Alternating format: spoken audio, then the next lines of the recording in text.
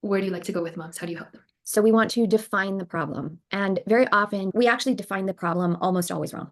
Let's say we have a kid who is on a screen too much, and we're telling that kid to get off the screen and get out in nature.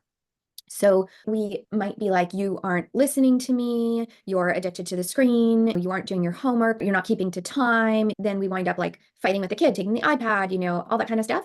But the reality is actually there are a ton of skills and brain messaging that's going on in that. In order for a child to be able to get off the iPad, they need to practice executive function. They need to be able to make a long-term choice rather than a short-term gain.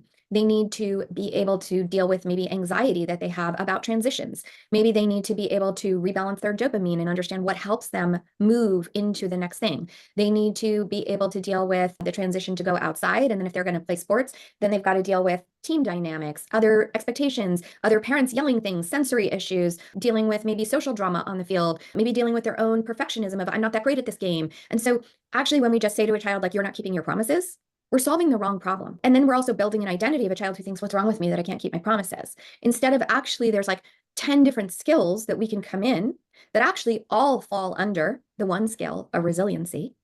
And so if we can understand I'm training my child in how to be resilient with sensory issues, how to be resilient with social issues, how to be resilient with my own desires, like how can I train that bounce back ability to bounce back better?